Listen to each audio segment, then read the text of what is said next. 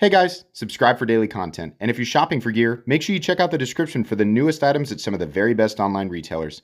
There's also links for some of the items that I personally recommend. Thanks! What's going on YouTube? Metal Complex here, and today I've got another interesting knife review slash knife overview to share with you guys. This is the Kansept Convict. Another interesting knife from Kansept. They've got a whole bunch of stuff that they're doing right now. Been around for a bit. I think they're doing a great job. You can find links for Kansept knives right down below, and I will definitely link this knife right down below. It does come in a few different variants. Thank you very much for to Kansept for sending this in for review. I really appreciate that.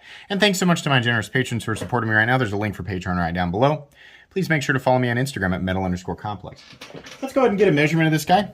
This is kind of it's a full-size knife, but it's kind of, it feels like a medium-sized knife. Does that make sense? Overall length is coming in at 7.5 inches. Blade length is coming in at about 3.3, maybe. Cutting edge is coming in at just shy of 3.25. So, be mindful of that if you have laws prohibiting certain blade lengths in your area. Let's go ahead and do some size comparisons up against the Ontario Rat 1 and Ontario Rat 2. You can see here it's actually closer to the size of the Rat 2, but it's a little taller. There's a little more presence there. So it's kind of Rat 1 presence, Rat 2 length. How about up against the Spyderco PM2 and Para 3? Spyderco PM2 definitely longer. But I think it's important to point out that the cutting edge on this guy is actually superior to both the PM2 and the Para 3. And that's because the ratios are a little better on the Convict versus either of these knives. Para 3, definitely closer in length. I think it's only a 1/4 inch difference between the Convict and the Para 3. Last but not least, the Benchmade Griptilian, or in this case, the Ritter Hogue. And its little brother, the Benchmade Mini Griptilian. Now this guy's somewhat close to the Ritter Hogue. It's just a little bit shorter. Ritter Hogue coming in at 8 inches, right? So it's about a 1/2 inch difference. Let's go ahead and do carry profile. So thickness up against the Spyderco Para 3. You can see here, it's pretty darn close to the same. The scales on the Convict are contoured, but overall thickness, yeah, it's going to be about the same. Length and height up against the PM2 and Para 3. You can see here, lengthwise, we're coming in about exactly the same as the Para 3. Height, it does get fairly tall in this area right here. It's approaching where the Para 3 is, but you can see Para 3 PM2 is still going to be just a little bit taller at maximum. Not anything crazy, but definitely something that a lot of people will consider. Let's go ahead and we'll measure blade stock thickness here real quick. Calipers, once again, for whatever reason, I always find their way as far away as possible. It's just where I subconsciously want to place them, I guess. I'm going to guess 135 thousandths. Okay, yeah, right on the money. 135 thousandths, not too thick, not too thin. I don't really have a problem with that. The inside of this knife is not, wow, that's bright today, but that works. The inside of that is not milled out for weight reduction. It's not there's not an insane amount of material here. I'm going to guess this weighs about 4.5 to 4.75 ounces. Nope, I was wrong. It weighs a little over 4 ounces. So ratios aren't perfect, but it's still only 4 ounces of knife. That's not a big deal to me. Not a knife that you want to carry around in gym shorts, in my opinion, but pretty much everything else will be fine. Just make sure that it's legal in your area. Let's go ahead and check hardware on this guy. I'm pretty sure that the pivot is going to be T8 like many other Kansept knives. And that is the case. Now, the rest of these screws are T6, and there are quite a few. Why? Why do we have 4 standoffs and 4 screws down here? That doesn't make any sense to me. It's not that big of a deal, really. I mean, you can take these out, right? You're going to have 8 screws and 4 standoffs. If you take the knife apart, so you're going to have lots of stuff rolling around. You definitely want, same thing with any knife. You want to have some place to put all this stuff, but two standoffs. We don't need, there's no reason for any more than that, right? It is what it is, but that just seems a little bit ridiculous to me. All right. Have we covered everything there? I feel like we have. Seems like I've been, I mean, like for you guys, it doesn't seem like, just yesterday I reviewed a knife, right? Whenever you're watching this. But I've done so many unboxings in real time, it's been a couple of weeks since I've actually done a review. So I have to remember where I'm at in this.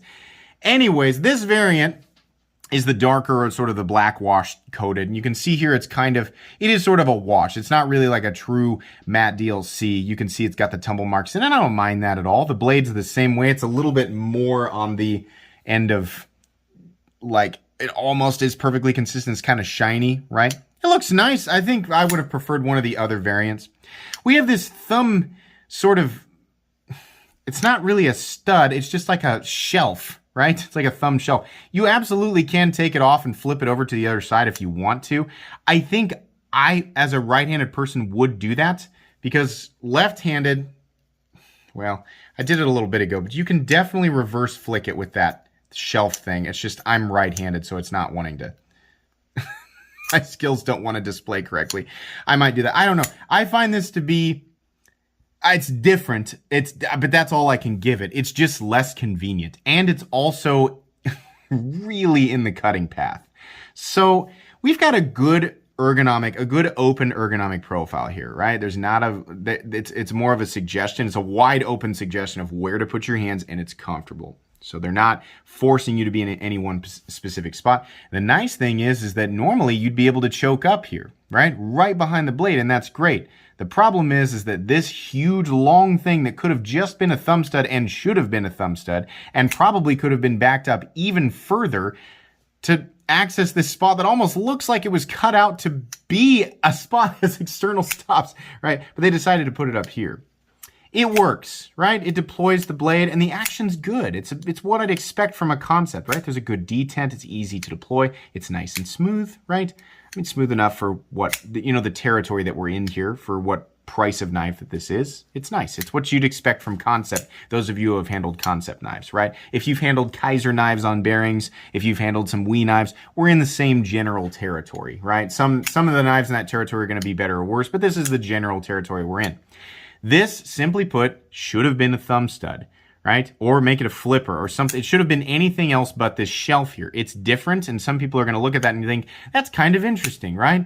You can engage it. It's kind of like, for engagement and deployment, I'd give it a B-, right? It works. It's just nothing special, but it's in the freaking cutting path. So it's like, why, So there you go. The blade stock thickness, like I said, it is 135 thousandths, which is kind of that sweet in-between spot. This is a fully flat ground blade, which I really like, but again, they would have been able to make perfect use of that fully flat ground blade by not putting this thing in the cutting path.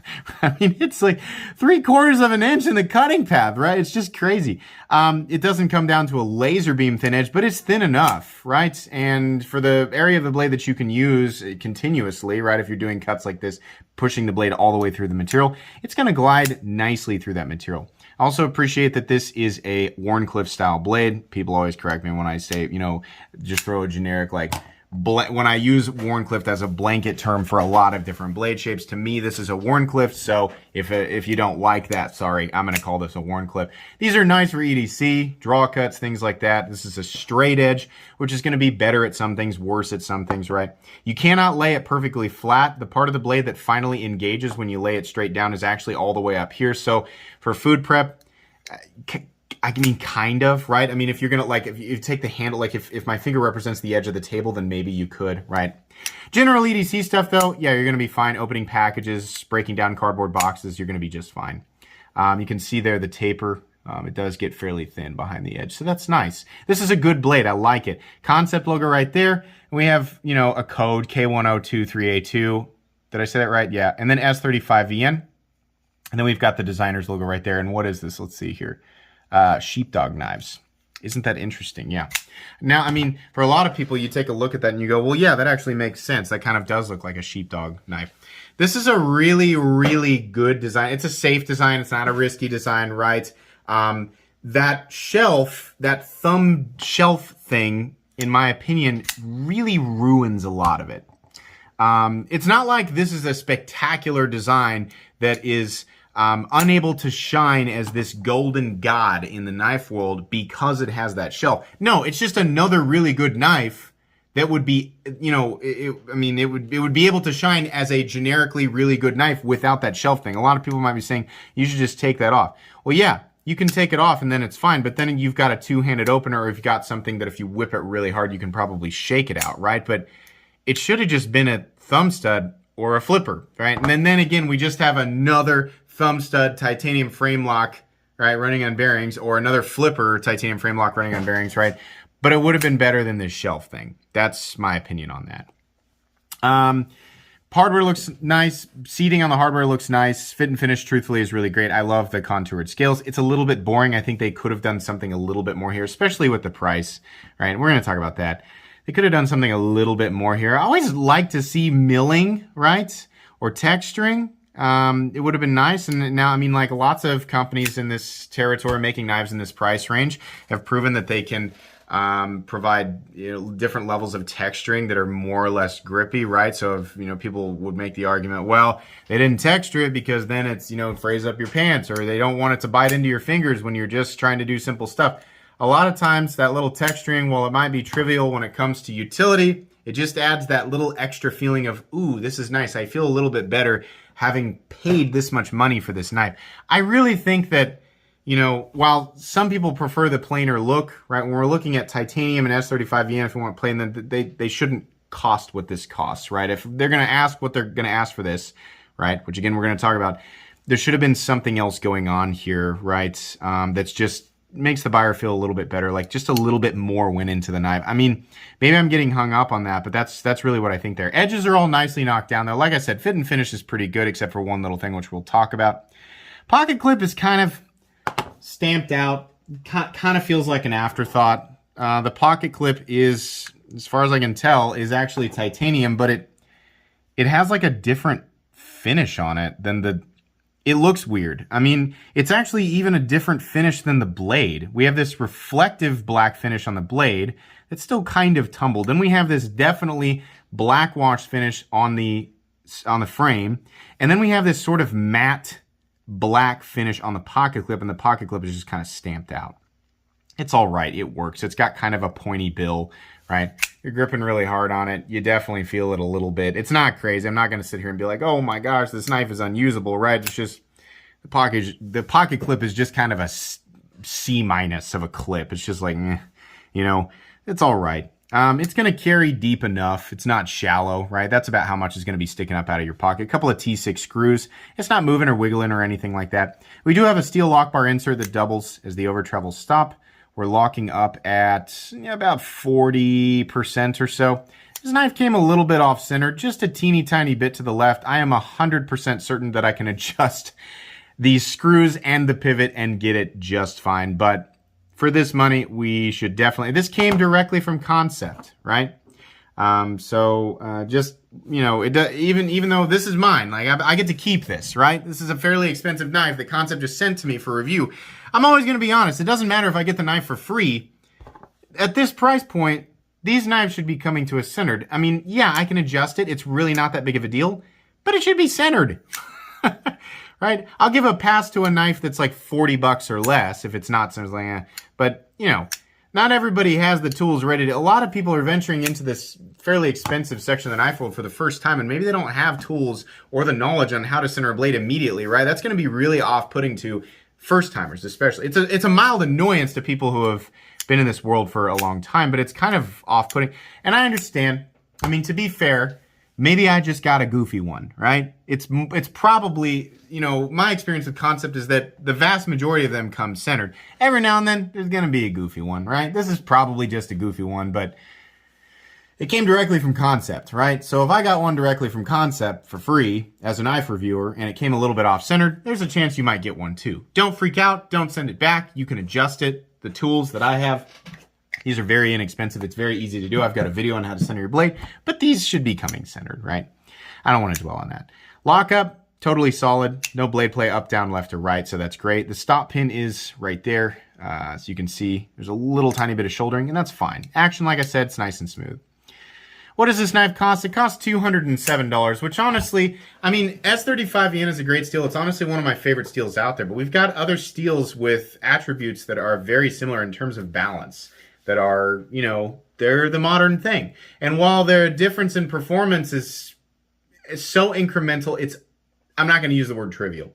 It's if we're talking about steels like CPM Spy 27 and S45VN are essentially better versions.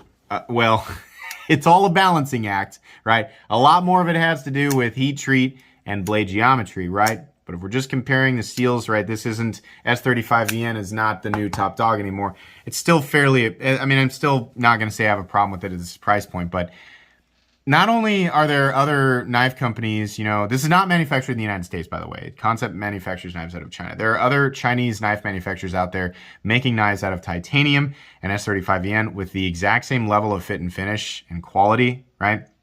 And they're charging less money. And I mean, Kaiser, for example, is making has tons of knives that are exactly like this that cost $40, $50, or even $60 less, right? So if this knife had a little bit more going on, just a little bit more complexity, a little bit more interesting detail going on, and I understand not everybody wants that, right? It might make me feel a little bit better about that price tag, but $207. There's even knives in, as I started to say, there's even knives in Kansept's lineup that are almost exactly the same thing. In fact, I've got one right here, the Stellar. I'll show you. This is the Stellar. It's extremely similar. It's a little bit smaller. Really, one of the only major differences is the fact that the scales are not contoured, right? But this has got a 3D machined titanium pocket clip. This is from Kansept's line, and it's what, 180, 185 bucks? Why is this $207? This is a good knife. It's a good design with some potential because this thing should not have been there. But I don't know that I agree with the $207 price tag. And I'm going to, especially now at the second half of 2021 and moving into 2022, I'm probably going to be a little bit more harsh with that because we have some really amazing stuff coming out in this hyper competitive area. The $200 price point is arguably the most, the budget territory is the most competitive. The $50 territory is the most competitive. But this $200 territory, which is largely the area where a lot of people, it's kind of like the jumping off point for the real, like, I'm definitely a knife enthusiast. It's time to like spend some money on a nice knife, right? This is one of the most competitive price points. So this doesn't make sense to me.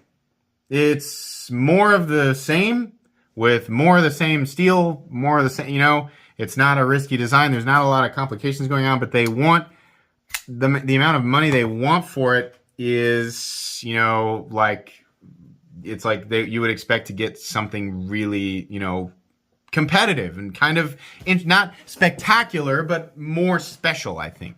So, number one, that should have been a thumb stud, right? The pocket clip is boring. I would have liked to have seen something like this, right? This isn't necessarily my favorite pocket clip design in the world, but it is, you know, we've got a nice machined titanium clip. This is just stamped, and that's what it looks like to me, right? The terminologies aside. But, yeah, I'm just not super impressed with the price point. It should have to me, this is like a $170 knife, you know, best case scenario. Kaiser makes too much stuff that's just like this. It feels identical, right? That's just less money. Or there should have been more going on here. There should have been more. And there are versions of this that are a little bit more interesting, more complicated, right? But this is just too much simplicity for $207. Is it a decent knife? Sure, right? If you look at this and you're like, that's exactly what I love how that looks, right? I don't mind the idea of the thumb shelf thing. I don't do a lot of power cuts like this where I'm cutting straight down, right? I just love how that looks. I just want to make sure that it's like put together well, right? Then yeah, you know, knock yourself out. But truthfully, it's just not like the overall set. This is me being more picky now, guys. It's not a knife that I can just readily recommend, right? We've got too many good, just generically good knives out there that are titanium and S35VN with good blade geometry, a good blade shape, a good ergonomic design, easy to deploy, easy to manipulate, right? There's too many things out there. So for me to be able to recommend this, it would have needed to be quite a bit less expensive. $207 is just too much money for something that's this bland. I like Sheepdog knives, nothing against the designer. I mean, it would have gone a long ways to have that just be a thumb stud, but it still should have been less expensive. If this was $185 at maximum and had a thumb stud, I'd be like, I wish it was less expensive. It's just barely passable. It also doesn't need to have so many screws. I don't get that, right? And then I would have choked down the pocket clip. But the way that it sits is just kind of like, it's just kind of a weird knife. It's all right. It's decent. right? It's just not something that I can readily recommend. And that's going to happen sometimes, right? I'm very positive. You know, I like to view things as glass half full. Nothing against anybody who's picked this up and really enjoys it. Nothing against the designers and nothing against Kansept. This just didn't really wow me. It needed to be something a little bit better for $207. I hope I was fair. I hope you guys got the information that you wanted. I think that's going to be pretty much it today, guys. Please make sure to follow me on Instagram at metal_complex. If you enjoyed this video, leave a like. If you'd like to check out my other content, I do, of course, have lots of videos of knives that are either expensive or inexpensive that I do or don't like, so check those out. And if you enjoy all my content, go ahead and subscribe, because there's definitely more coming. Thanks again for watching, everybody, and have a great day.